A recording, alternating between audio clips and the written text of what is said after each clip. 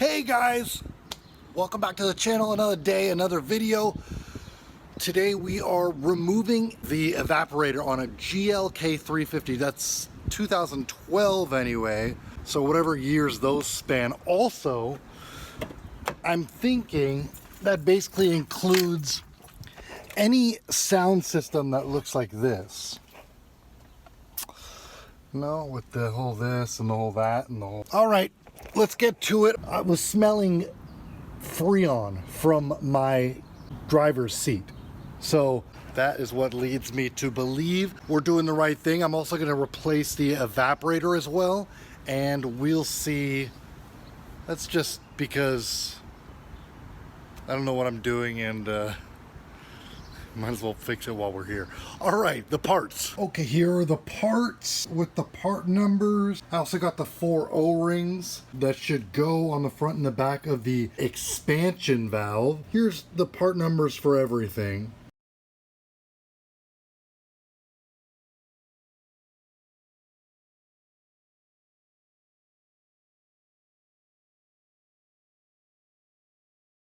All right, we drained the system naturally, and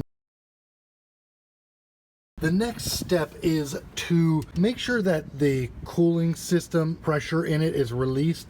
And by that I mean your car's got to be not driving for 2 hours at least, and then to maybe not scald yourself, maybe pinch this hose, make sure it's not full of tension, unscrew this cap and then screw it back on. Just, it's the next step. Okay, you remove the air filter. I'm not going to explain how to do that, but removing this heat shield, I have it halfway in, halfway out right now.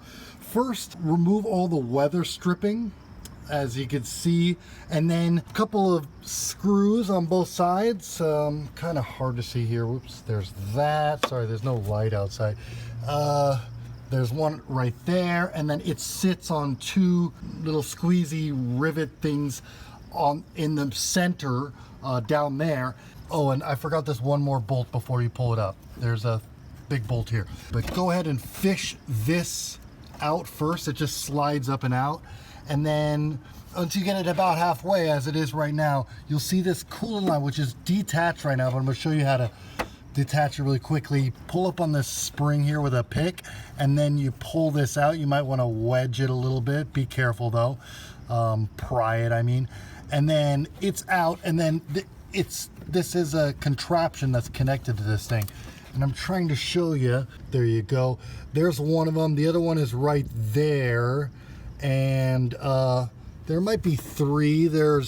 You need to get this piece out of the heat shield that way towards the back of the car, and then you could pull it up, but you have to go around this harness up and that way. Removing the top nut on this expansion valve, and then we're going to pull out the top line. It's 10 millimeter. Remove the bottom nut and the high pressure side.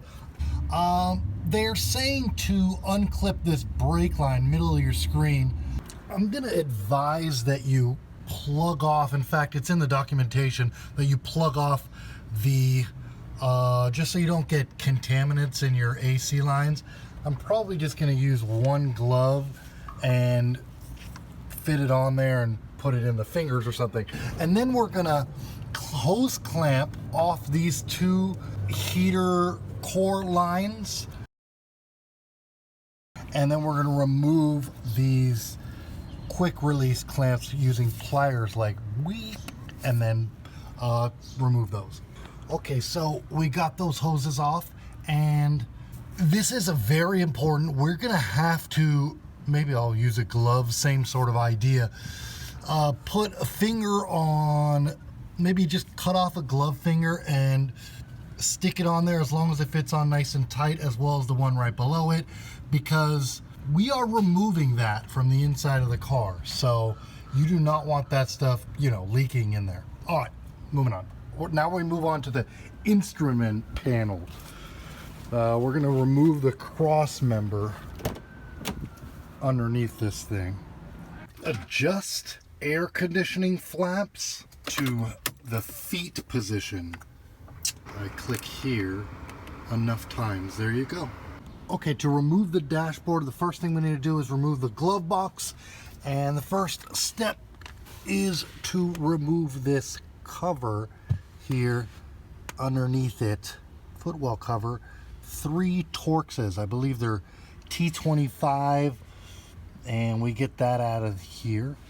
Okay, here's the underside of the panel and where the Torxes are, T20 to be exact. And when you're pulling it down, you may want to flip this forward. This it's the carpet basically, but also your carpet on top of that or whatever. And then this hook right here, be wary that that's not catching when you're pulling down. As well as on the side here, there's a little lip you got to get over, and then you can pull the whole thing out. Okay, to remove the glove box, you're gonna have to remove this trim strip, which we'll get to all of it in a second. But before you do that, you need to remove the air vent.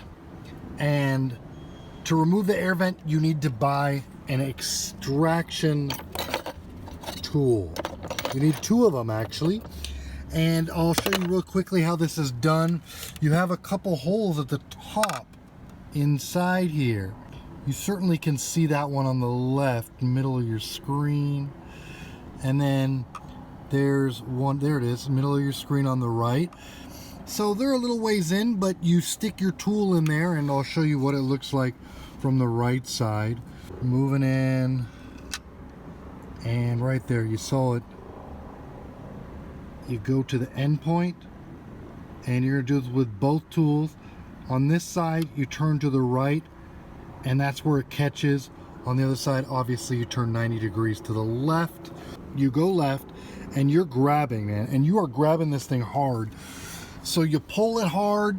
You might have an illumination outlet here, so you don't want to rip the whole thing out, but it will come out. Center vent. Honestly, I didn't even use the extractor tools. They weren't being as effective as I would have liked. This little tip is not as dramatic as it shows in the pictures. So I just shoved my plastic wedge in here and got it started, and then pulled as basically as hard as I could, both hands evenly, straight out. It did eventually come, and there is a connector here for the hazard lights. You want to remove that before completely removing it. We're going to unclip and remove this plastic cover. Okay, it's out. You just gotta wedge up here to loosen these 6 sort of holder inners, reverse spikes. For this trim, it says to lift up on the left side and then slide out this way. Okay, we're removing this side trim. We're just gonna, much like we just did with the trim there, but this one pops straight out. 3 clips, and it does have a bit of a hook, sort of door hinge action before you remove that.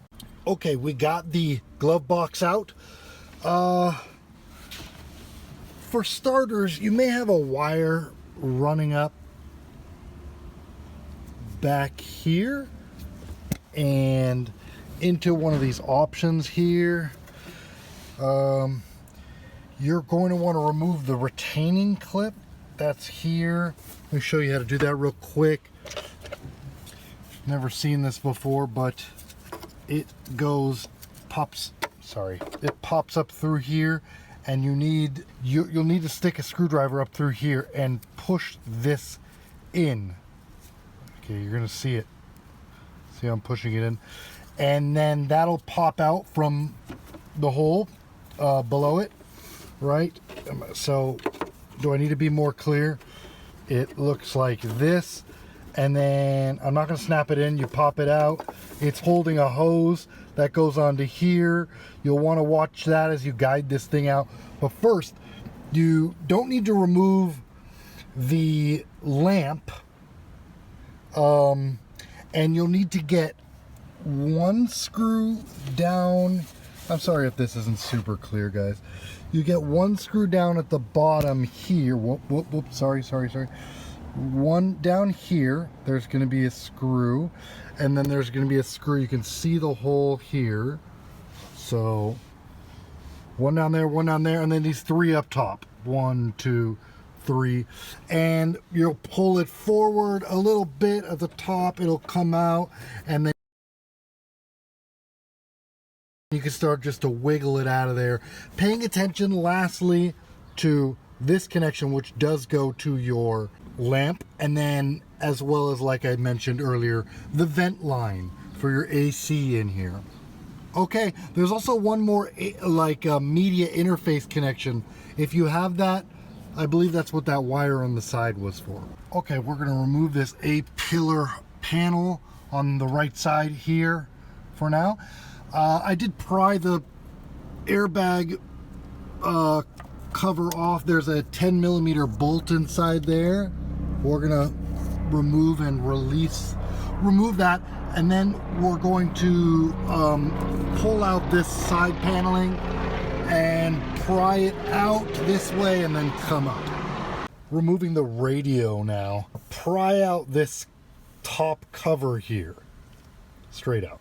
Remove the two T20 Torxes here, and then in the back you have some black tabs that you want to just slide up. There you go. There it is, slid up, down, and you need to bring them back up on both sides. The whole radio piece, radio head, comes out from pulling at the top, and this is how you do it. You angle the hooks downwards, one on each side, of course, and then pull evenly, and it should come out just over the this thing. And we have all these connections. There is another we have to remove these. There's another radio head unit, and that one, excuse me, you remove the screws here, and you actually push down on the tabs to release them. Behind the radio, there's a connector which you want to slide back up like that to fully remove it. And then we are going to replace this screen up here. And to do that, I first had to remove this by prying back underneath, above, evenly on all sides. It comes straight out. And then we'll remove these, I imagine, two T20 Torxes and the connectors behind it. Unclipping straight up this panel here, I would attack it from the side here with the wedge, as well as there's two more clips in the back, and I used the leverage between the floor up down here and pop those up from the front. And then we remove it, and we'll remove the sun sensor. You might have a speaker here, and you might need to disconnect the electrical connector for the Parktronic system up here as well. Next step, we are removing, actually we're just pulling this center console back a little bit. Okay, before we remove the AC head unit, I unclipped the boot. You can see I really only needed to start with two sides, angle it up and over like so, and then we'll open this cover here, and now we'll use our wedge and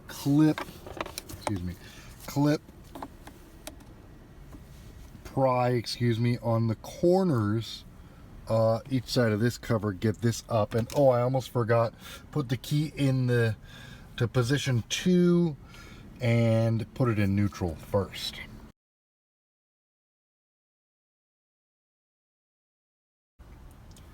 I was able to pull this. There are so many variations of the setup here in the center console area. I was able to pull this ashtray out. I got some extra room from putting a pick in between here and prying this off. After the 2 Torxes on the bottom, where would those go? Oh, well, I took out 2 Torxes for seemingly no reason. Huh. Anyway, this AC climate control unit just pops straight out. If you have keyless go, there's an electrical connector in here that you want to disconnect as well. All right, we're removing this cover underneath here. It's 3 T20 Torxes. Also at the bottom here, before you remove it, little screwdriver here, and you're gonna have to feed the hood release through there. It's a little awkward. Here's how you remove the OBD2 connection.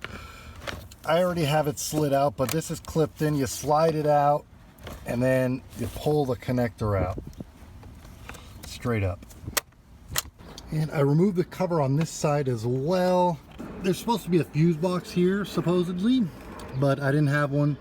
You're gonna need to remove this connector from the light switch here, and it's a bit of an awkward situation, but you get your finger underneath here, push this tab down and pull out. All right, before we remove the airbag, you're gonna want to remove the ground line for the battery under the hood there.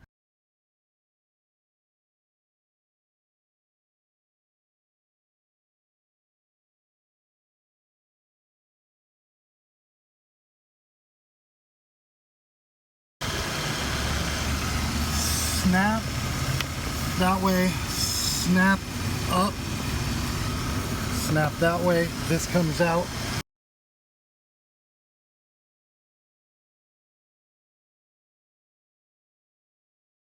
We have some holes, which I can try and show you here.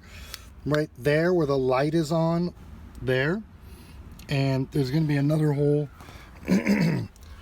on the other side, and they're T30 Torxes. The screws remain with the airbag. Now, if I can show you this, we're going to first remove that black connection up top, middle of your screen, and then we're going to release these tabs with a pick or something, these orange tabs, and remove those connectors. Never disconnect these before these two, because it may deploy the freaking airbag. Be very careful. Okay, and we have to remove both of the squib connectors from the airbags up here. I like to use my angled pick for this. I'm gonna pry up on this orange like such, and then you just pull the connector off. Underneath here is a squib again that we want to disconnect. For the driver's side is a green connector. For the airbag, knee airbag, let's disconnect that as well. On this connector for the airbag, the orange piece, I believe it plugs in like so. Whatever's the most awkward position, you're gonna have to pull this orange tab out, use a pick or something before you can unplug it. Sweet. First, steering column in central height position.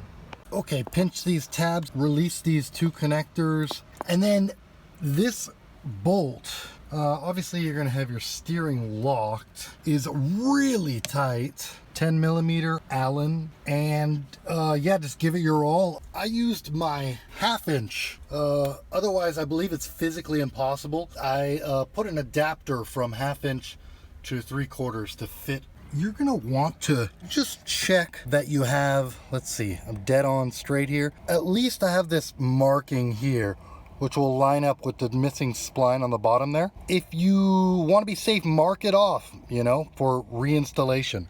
We're going to remove this wheel, and there's supposed to be a connector behind here that we release as well, and the whole wheel comes off.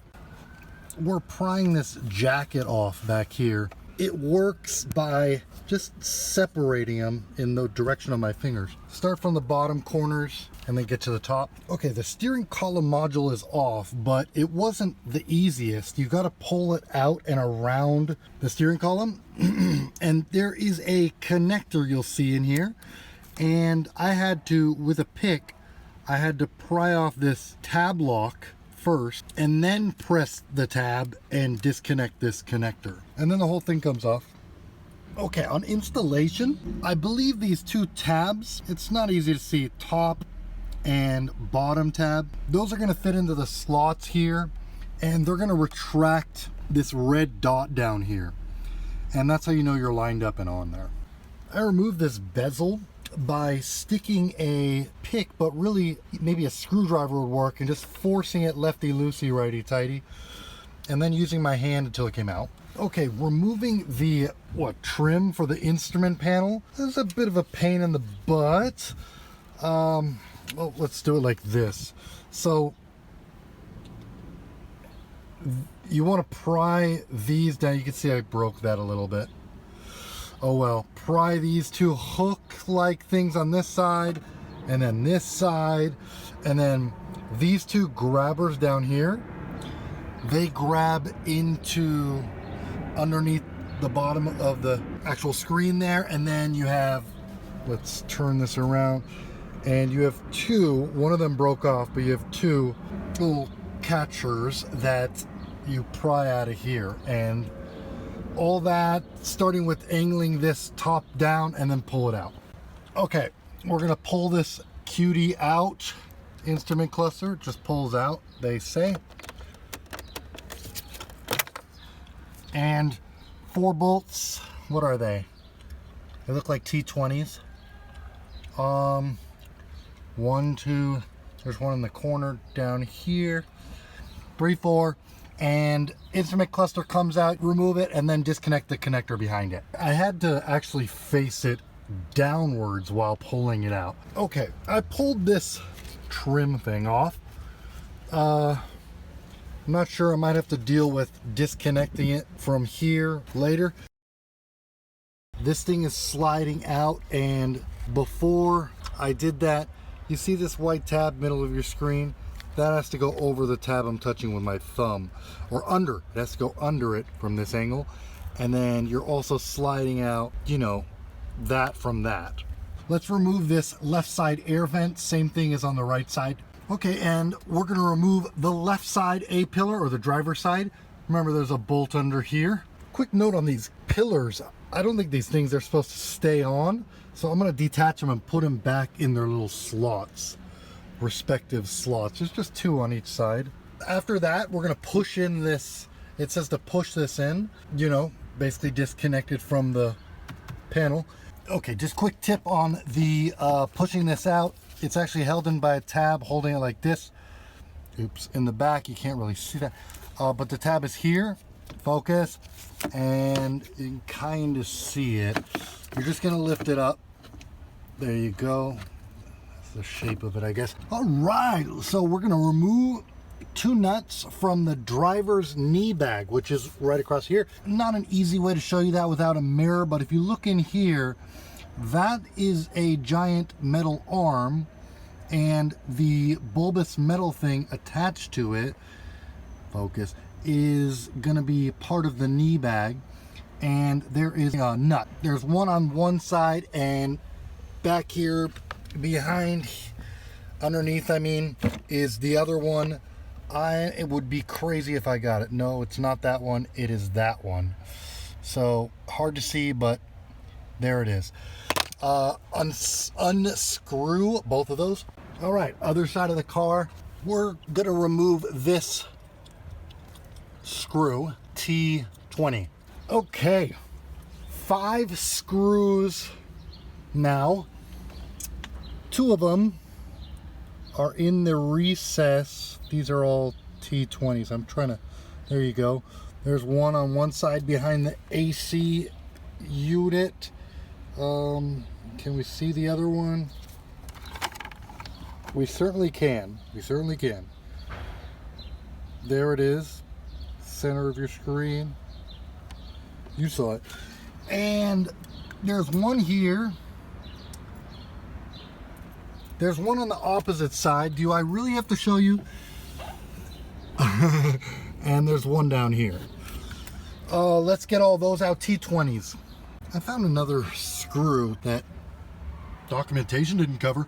Okay, we're supposed to unhook this electric wiring harness right there. This hook right here is supposed to have an electric wiring harness on it, and you're supposed to unhook it. You're supposed to lift this now and remove the electrical connection from the inside temp sensor here, and there's supposed to be a connector that you're supposed to also unplug down here somewhere, and then there's this vent as well. So I can do that right now, but disconnect this vent as well. If I thought I was going to remove this instrument panel without pulling the center console back a little bit, we have to, after we remove the two screws from here and here, we have to remove this 10 millimeter. To get to the two bolts back here, we're going to have to remove the ashtray, and before we do that, we got to remove this AC vent, and that entails, there's some catch hooks I want to show you. Okay, so 2 millimeters thick and 40 millimeters long.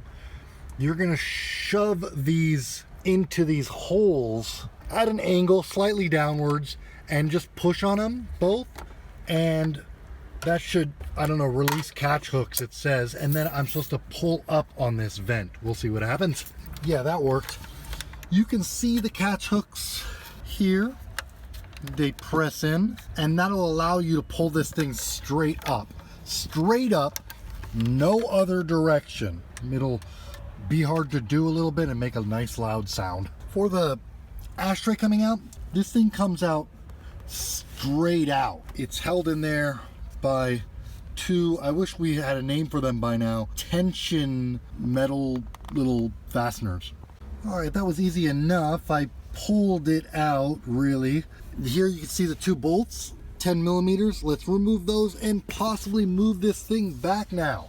I dislodged the center console from the instrument panel, the space where my finger is, with my knee here, pressing my knee here. Oh, and one more thing. The center console is coming back further and further, and I'm taking advantage of the fact that this plastic piece was designed so that it would rest up against our gear shift mechanism. I put the gear shift selector back to neutral. When trying to remove this entire instrument panel, the tension was down here, and I'm gonna try and put some light inside there. You know, whatever works best. Do you see the two circles? Okay, middle of your screen there, and middle of your screen there. I'm putting my light on it. Those two are connected to brackets. Those are little mounting screw holes for brackets. These brackets, your tension is caused because they are in front, coming from our orientation, they're in front of the duct right underneath them. So there's a duct right underneath this one as well. I'm trying to show you. It starts out behind it, but I think what you're trying to do is you're trying to, like I have here, scoot the center console back far enough to where it gets in front of it. And then I'm gonna have to get, let's see, this there's a bracket deep down in here. That's probably got to go up and past the center vents here. Wowee. Okay, so I mentioned interior temp sensor. You don't actually have to unplug that because that just feeds along down here to this sensor, that other sensor that I did mention, which is right here. We're going to disconnect it, and I do have a couple notes. The gear shift lever went all the way back to the drive position, so as far back as possible. I forgot to release the parking brake. Rookie mistake. That's just pulling on a wire and feeding that out of the back side right here. The actual handle doesn't even need to come off, I don't think. And then the only tension I had with getting this thing out of here, aside from this connector here, is the vents. And as you can see, it could fall on its face if it wants. All right, well, that's it. We got this thing out. Next step. Okay, so we are supposed to, on installation of the dash panel, instrument panel, whatever you want to call it, you're supposed to remove those vents at the bottom center and then put the panel in position, put the harnesses in position, and then reconnect those vents. And I don't know why I'm pointing this way, but either way, so our next step is removing all the electrical lines from the cross member. And we want to remember their position, so I'm going to film it. You guys are not going to see this. Hallelujah.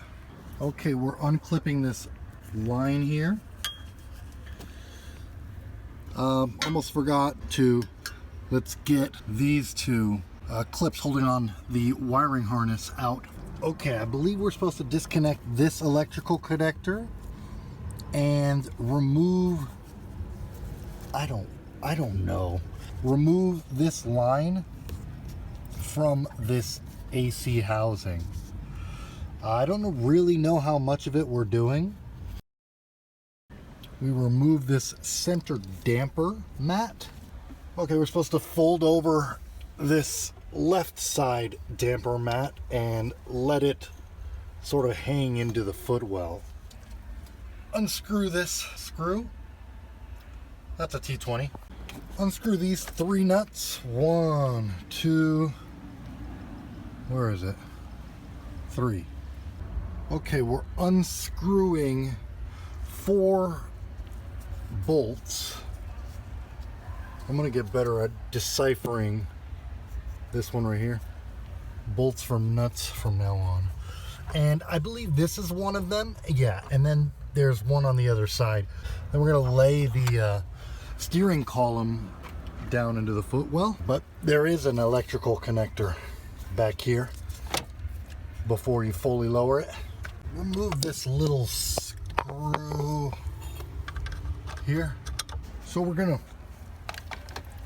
remove this big bolt here and these 3 external Torxes.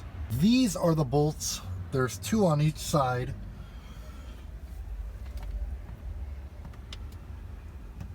Yeah, I'm removing the cross member now. You're gonna have to finagle it out. I'm probably gonna go this way.